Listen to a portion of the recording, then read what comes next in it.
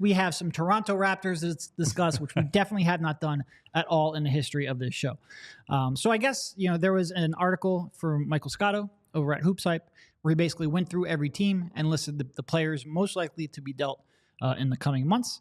For the Sixers, it wasn't necessarily a surprise. It was all of their expiring contracts that they acquired. They're at the top of the list. He mentioned in terms of people the Sixers might target, primarily the ones mentioned were Dorian Finney-Smith, OG Anunoby, Pascal Siakam. Is there anyone there that I'm missing from that group? I think there might be one more. LaVine, sure. I think you and I have both shot down that idea 100 times, so we can probably just leave. We have LaVine. Only talked about the Raptors players 99 times, so we will include those in this list. I don't think there's anything necessarily too shocking. Like Finney-Smith is the one that we haven't discussed the most, so maybe we start there. But he's also the least interesting, maybe perhaps the most realistic, but the least interesting. He's a guy who's shooting real well from three this year. Had a down year last year. He was shooting in the low 30s from three, but before that, he was a pretty good three-point shooter.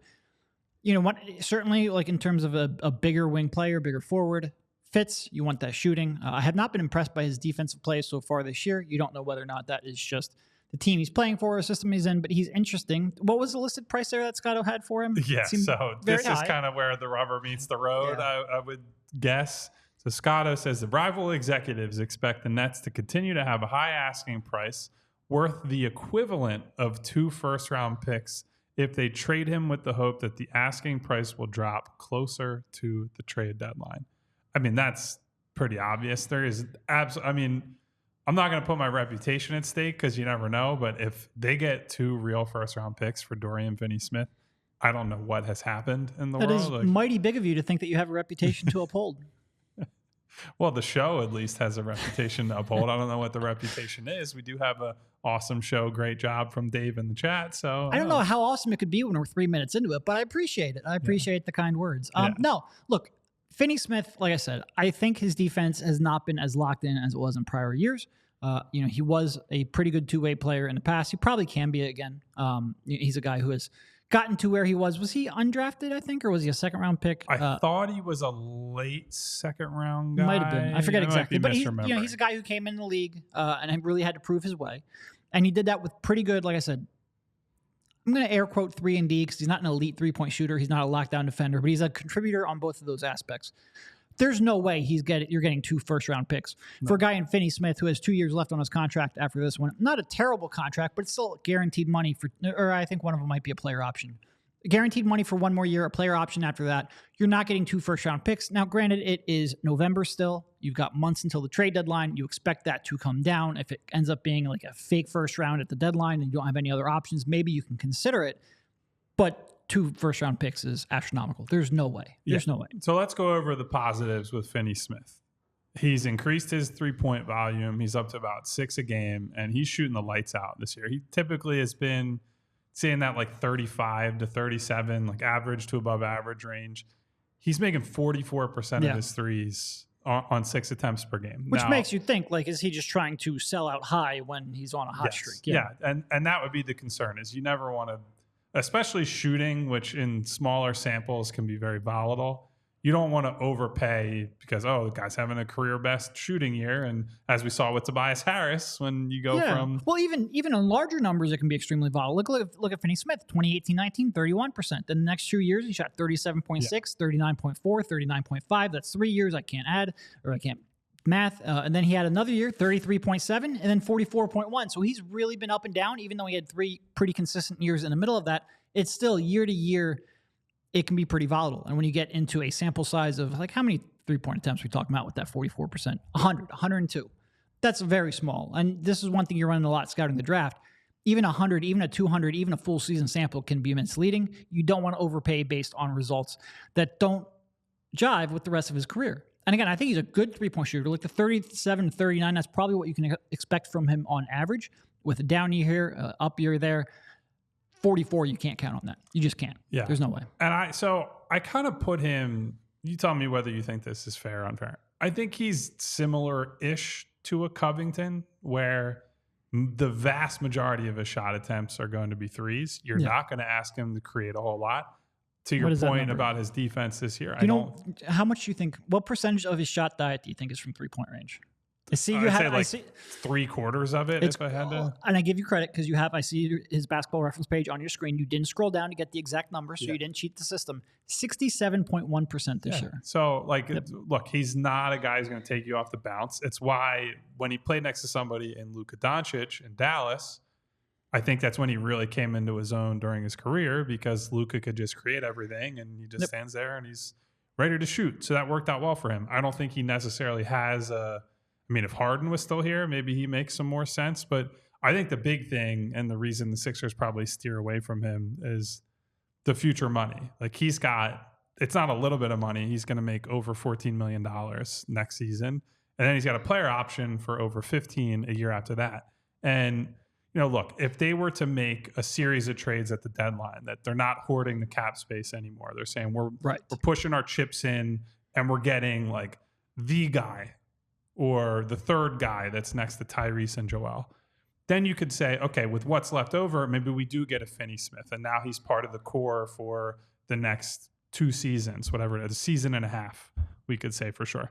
Then that makes more sense. But in the position they're in where that move hasn't happened yet, I don't really see it. I don't see the logic to it. Stole exactly what I was going to say. If you get to the trade deadline, you have another trade lined up where you no longer care about that cap space, then you can look at smaller deals like this, where you give up maybe like I said, a protected first, you have an extra one to spare. Maybe that major move that you had didn't end up costing you all of your assets, so you have something to play with. Then you can look at something like this where you can match salary, add an additional, because we've talked about in the past how Daryl does like to take his expiring contracts, turn them into similar role players who have 1 or 2 extra years on their contract. He likes doing that, just not in a situation where he might need that cap space in a couple months if he strikes out at the trade deadline. So this isn't the kind of move that you would make now, for sure. It's not a move that's ever going to be made for 2 first-round picks. But if you get to the trade deadline, you have your major move lined up. Now you're not going to have cap space anymore. And also, Brooklyn comes down off their asking price. Sure, something like this. Like I said, a role player with more years left on his contract could become appealing, but the situation has to change. The circumstance has to change around that trade, and right now it has not. Yeah, so 2 guys that might change the situation a little bit if the Sixers were to trade for them. The Toronto Raptors players that, as Derek mentioned, we've probably discussed 99 times at this point. But not 100, so we'll keep going. One of them more so than the other. And in Mike Scotto's report over at Hoops Hype, which you guys can go read for yourselves, name drops Pascal Siakam and OG Anunoby once again. And I got a real kick out of, there's a paragraph in there. It says, after losing Kawhi in free agency, Kyle Lowry to the Heat, and Precious Achiuwa and for Precious Achiuwa and Goran Dragic, and then losing Fred VanVleet to the Rockets in free agency, Toronto is concerned about potential teams who could give Anunoby a shorter term max contract. It's like, buddy, you should have been concerned about losing all those players at the time. Like, I don't know why you're extra motivated to keep OG because other guys left in free agency. You should always be planning for, if you're not going to re-sign these guys, and it seemed like at no point was there a realistic chance to bring Lowry back or bring, I guess Kawhi was sort of up in the air, but not really. The writing was on the wall for that one. And VanVleet, they weren't giving the money to, so I don't know. That part struck me as very funny, as people have said, a notorious Masai hater on social media. I mean, look, I'll give him a little bit of credit from growing from his mistakes. Sure, it should have been obvious, like in you theory, said. In anyway, we don't actually know. Right. But Scotto also says up above there, where if Toronto is willing to pay up for Siakam, they'll keep him, an NBA executive opined. I think the same goes for Anunoby too. So he probably believes that he has a good chance of keeping them. If he wants them, the question is, is he willing to give them the money that it would take? We don't know that. Masai might not know that, but he will have to by the trade deadline. Yeah. So I think we've said this on the podcast. Siakam, to me, I won't say it's 0%, but seems wildly unrealistic for a bunch of reasons. I don't think he's the cleanest on-court fit, and I think the dynamic with Nurse is not great as well. I don't think he's necessarily signing off on trading for Siakam. So I was going to ask that. You think OG fits what the Sixers need and fits alongside Embiid and Maxey better? Slightly. I mean, OG is definitely a better shooter, and he's definitely a better defender. Siakam can dribble. He can dribble. That helps. And he can make decent decisions, especially because he's got size to pass over the defense. He's a better decision maker. I don't think either of them are perfect as like the final piece, which we've gotten into on the show. Unfortunately, there is no perfect final piece out there right now that's available. Like LaVine, for example, he's the most gettable guy, and he is.